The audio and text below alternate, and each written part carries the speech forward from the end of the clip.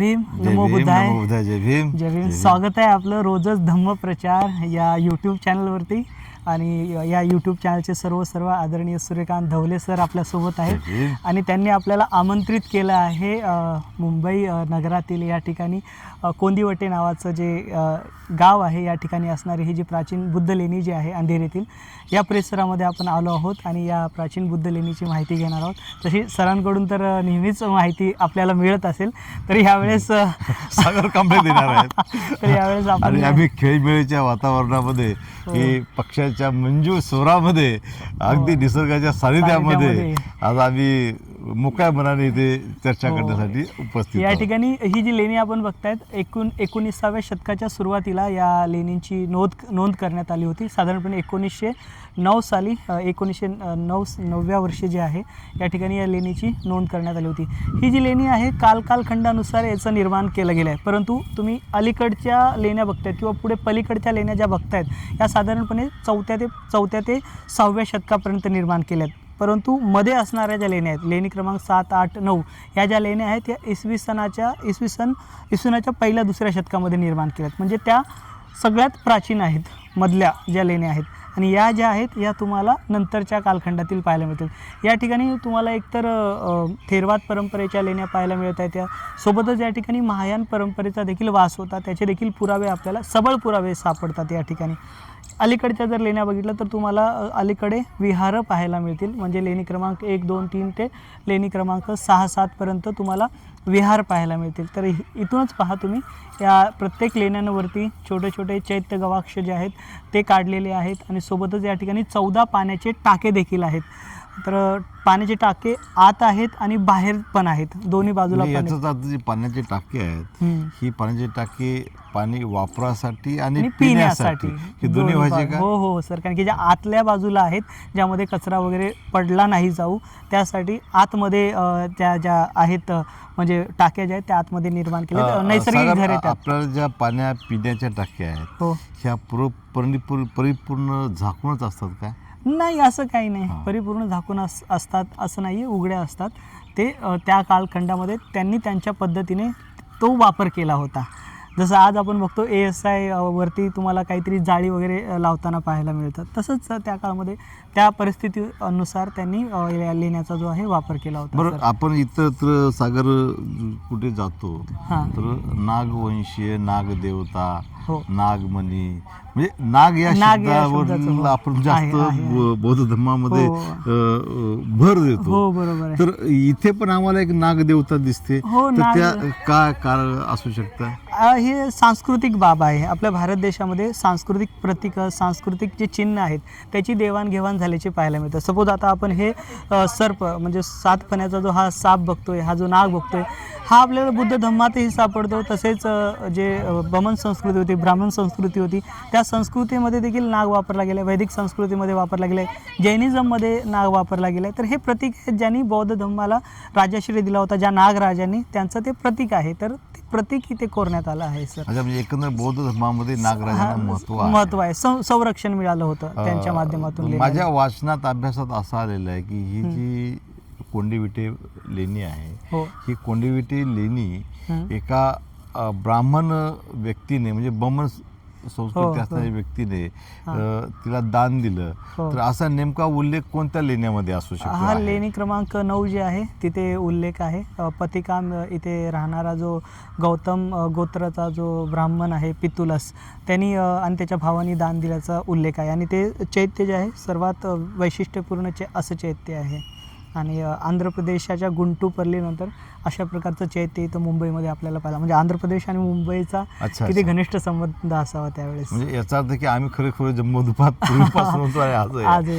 मला आता विचारायचं आहे की भगवान बुद्धाची पहिली 4 जे शिष्य होते किंवा सहकारी होते ज्यांनी भगवान बुद्धांनी 5 भिक्षुकांना पहिली धम्मदेशना दिली, त्याच्यामध्ये सुद्धा एक कौंडिन्य नावाची भिक्षुकांचा उल्लेख वारंवार येत असतो. आणि मला महाराष्ट्रामध्ये फिरताना जाणवतं की आमच्याकडे ज्या काही लेण्या आहेत ते कोंडाणे, कोंडिणे, कोंडिविटे, काय म्हणतो आपण, कुडा लेणी, म्हणजे क या शब्दावरती जास्त भर दिसतोय. याचं कारण काय असू शकतं? मे बी या लेण्याचा संबंध जो आहे, आपण बघतो भगवान बुद्धाच्या समेत असणारे जे भिक्षू होते तत्कालीन, ज्यावेळेस आपण बघतो महाकश्यप यांना बघतो, महाकश्यपनी जैन पंथाचा जो बुद्धिझममध्ये, जैन नाही सॉरी काय त्या जैन बुद्धिझम जो आपण जैन बुद्धिझम त्याचा त्यांनी प्रचार प्रसार किंवा त्याचे संस्थापक त्यांना मानलं जातं. तसंच त्या काळामध्ये असणारे भिक्षू असतील, कौंडिन्य असतील, त्याच्यामध्ये थेरवादी परंपरेच्या वेगवेगळ्या शाखा होत्या. त्या शाखेचे ते त्यांच्याशी निगडीत कदाचित भगवान बुद्ध असताना सुद्धा ही थेरवादा महायान म्हणजे त्यावेळेस होतं. भगवान बुद्धांच्या कालखंडात मला असं म्हणायचं की ठीक आहे, पण तू त्याच्या भगवान बुद्धांचं ज्यावेळी महापरिनिर्वाण झालं, महापरिनिर्वाणानंतर कनिष्क राजा आले किंवा चक्रवर्ती राजा सम्राट अशोक आले, तर इतर राजांपेक्षा चक्रवर्ती राजा सम्राट अशोकांमध्ये 2 धम्मसंगीती झाल्या आणि त्या 2 धम्मसंगीतीमधला जो फरक आहे तो साधारण 25 ते 30 वर्षाचा जाणवतो. मग चक्रवर्ती राजा सम्राट अशोकाने 2 धम्म परिषदी घेतल्या, तर याचं मूळ कारण काय? पहिली धम्म परिषद आणि दुसरी धम्म परिषद, यातला तुलना किंवा यातला फरक, किंवा सम्राट अशोकांना दुसरी धम्म परिषद का घ्यावी लागली? अच्छा, आता तर बघा, एक तर आपल्याला 2 अशोक आढळतात इतिहासामध्ये. एक आहे काला अशोक नावाचा अशोक पाहायला मिळतो, जो शिशुनाग वंशाचा आहे हा काला अशोक. आणि या काला अशोकाच्या कालावधीमध्ये दुसरी संगीती त्यांनी भरवली होती आणि ती वैशालीमध्ये भरवली होती. त्या वैशालीमध्ये भरवलेल्या संगीतीमध्ये संघामध्ये भेद निर्माण झाले आणि महासंगिक जे होते, भगवान बुद्धांच्या काळामध्ये पण महासंगिक होते, हे महासंगिकांनी त्या परिषदेचा बहिष्कार करून त्यांनी पुन्हा दुसरी संगीती जी आहे आपलं उत्तर प्रदेशामध्ये कौशंबी नावाचं जे ठिकाण आहे त्या ठिकाणी घेतली. त्या 2 संगीताचा उल्लेख आपल्याला या कालाशोक नावाच्या राजाच्या कालखंडामध्ये पाहायला मिळतो. हे काला अशोक आणि सम्राट अशोक हे वेगवेगळे आहेत आणि सम्राट अशोकाच्या कालखंडामध्ये एकच संगीती झाली किंवा एकच सभा झाली, ती म्हणजे पटना या ठिकाणी किंवा पटना जे आहे याचं पाटलीपुत्र या ठिकाणी झालेली आहे.